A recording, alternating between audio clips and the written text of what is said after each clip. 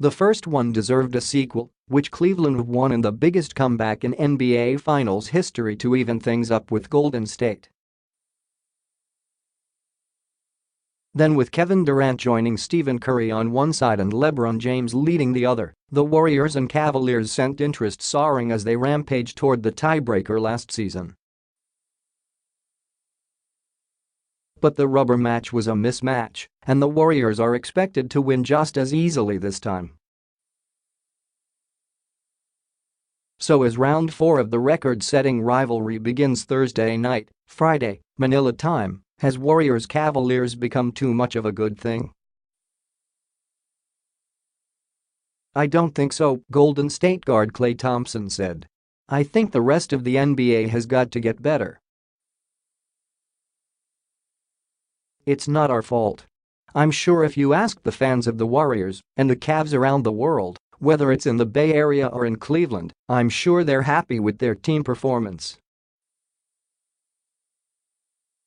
The only people I hear saying that are fans from other teams, which is natural. I don't blame them. But as long as our fan base is happy, that's all that matters. It's the first time in NBA, NFL, MLB or NHL history that the same teams are meeting 4 straight times in the championship round, and intrigue in the teams hasn't waned yet. The NBA had its most-watched conference finals since 2012, as both teams had to rally from 3-2 deficits to win Game 7s on the road. But if this series quickly becomes as lopsided as some fear, ABC analyst Jeff Van Gundy said he couldn't remember a bigger gap between finals teams and said any game the Cavs win is a huge upset. Many of those people who have tuned in the last few years might be looking for something else to watch by the time the series switches to Cleveland. If James and the Cavaliers win Game 1, the interest is going to skyrocket because they are going to have done what very few, except for them maybe, think they can do, which is win at Golden State, Van Gundy said. If they get blown out both games, it doesn't matter what we say. People aren't going to be as excited. The players won't apologize for showing up again or worry that it hurts the NBA.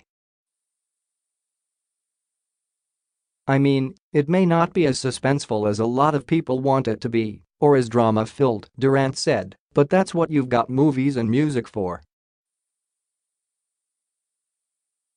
Some things to watch when the series begins at Oracle Arena. Be like Mike. If the Warriors win, it would be their 6th NBA championship and tie them for 3rd on the all-time list with the Chicago Bulls, who won all theirs with Michael Jordan. Then it would be a long way to go from there to catch Boston, 18, or the Lakers, 17.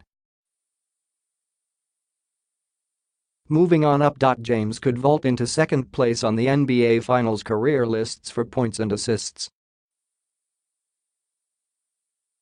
He has 1,247 points and needs 71 to pass Kareem Abdul-Jabbar, 1,317, and move behind only Jerry West, 1,679. His 339 assists are 61 behind Bob Cousy, 400. Magic Johnson had 584. Scoring stars. While matching up on the court, James and Durant could flip-flop on the career postseason scoring list. James currently has a slight edge, with his 28.83 points per game placing him 4th and slightly ahead of Durant, who has averaged 28.75.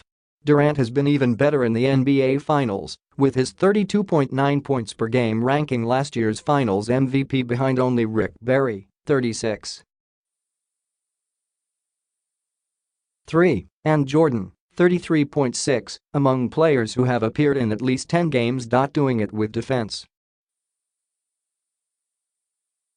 The much-maligned Cavaliers' defense has shown up in the postseason, where Cleveland is allowing just 99.9 points per game, 2nd among the 16 teams. The Cavs held Boston under 100 points in 4 of the final 5 games of the East Finals. More impressively, Golden State kept high-scoring Houston under 100 in 5 straight games and is right behind Cleveland at 100. 3 in the playoffs. NEW look logo. Viewers will notice something new on the court during the series. The familiar NBA Finals logo has been replaced, and the floor will now be marked with one that reads "The Finals presented by YouTube TV."